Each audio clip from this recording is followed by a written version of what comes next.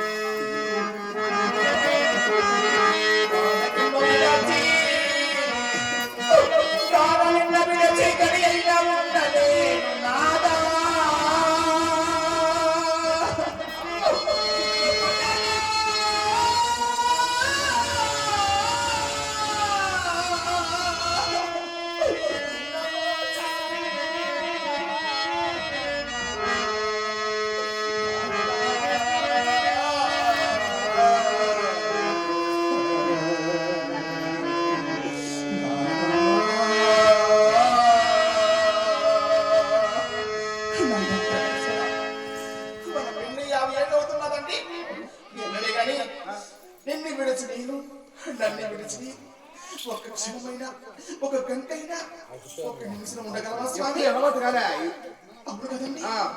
ఇప్పుడు ఏమిటి నాకు నీ మనసు మారిపోతున్నది. మారిపోవాలి, నీకేదో కోరి కలిగినది. నా కోరిక దగ్గర 3 రోజులు వస్తా, లేకపోతే 7 రోజులకు వస్తా. ఏమండి 7 రోజులు అంటున్నావు, 3 రోజులు అంటున్నావు.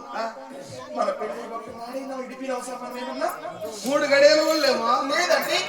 ఇంత మాత్రం నువ్వు ఏట మార్గం పోయావంటే వస్తారా స్వామి? లక్ష్మి, ఏమని మాట్లాడుతున్నావు లక్ష్మి? ఒక భార్యాభర్తలు నువ్వు రెచ్చగానే వెళ్ళొచ్చు. ఒక వేడుకర్తను కానీ, ఒక పెళ్లి కానీ, ఒక పేరెంట్ కానీ, ఒక తిరునాళ్ళకు కానీ, ఒక జాతర కానీ, ఇటువంటి సమయంలో భార్యాభర్తలు ఇరువురు వెళ్ళొచ్చు. నేను వెళ్ళేది ఎక్కడ తెలుసా? నేను వెళ్ళేది ఘోరారణ్యమైన అడవి. ఎలులు పులులు గండబెరడు పక్షులు 84 లక్షల జీవరాశుల స్థలము. వాటిని సంహరితున్నా లేదా నిన్ను కాపాడుతున్నా దేవి? స్వామి, ఇంతమంది జనాలు కాపాడుతున్నావు, ఇంతమంది ప్రజలు కాపాడుతున్నావు. నీ భార్య నన్ను కాపాడవా స్వామి? కాపాడడానికి ఏమిలే. ఆనాడు త్రేతాయుగమున సీతాదేవిగా జన్మించినావు. అరణ్య మార్గాలు తీసుకువెళ్ళాను. 14 సంవత్సరాలు లంకలో కాపురం చేసినావు నువ్వు. ఇటువంటి సార్లు మనకి అలవాటు వద్దు. నువ్వు ఇంటికాల మృగాలు సంహరించి తిరిగి మళ్ళా వస్తా. లేదండి, ఎంత మాత్రం నిన్ను విడిచి ఉండలేను కాబట్టి. అంటే నాపై నీకు ప్రజలు ఎక్కువైనారా? మాటేనుబా. అది నేను వద్దా స్వామిని? నువ్వు కావాలా? 3 రోజులకు మళ్ళా రానా? లేదండి, నువ్వు పోతే నేను వస్తా, లేకపోతే నువ్వు సాల్వ్ చేసాయి. లేదు లక్ష్మి, నా మాట విను. నా మాట విను. ఆడోళ్ళు మాట్లాడితే మగవాళ్ళ దగ్గర భోగులు తెంపుతారు మీరు అంతే. నా మాట విను లక్ష్మి. ఏమండి ఆ, భార్య మాట భర్త వినాలి, ఆ. భర్త మాట భార్య వినాలి. ఆ. ఆ సంసారం ఎంతో బాగా సాగుతుందండి. నేను వెంటనే తీసుకొని వస్తా. కూర్చోంటే లేదంటే లేస్తాను, లేదు నడవంటే నడుస్తా. అప్పుడు నేను చెప్పింట అండి కీర్తి చేసైనా అన్ని ఆత్మశాంతి కోరుకుంటూ తన తల్లి గారి నాగమ్మ గారు కొడుకు మరవలేక ఈ సభలో ఆ దూరపహాలు ఇచ్చారండి.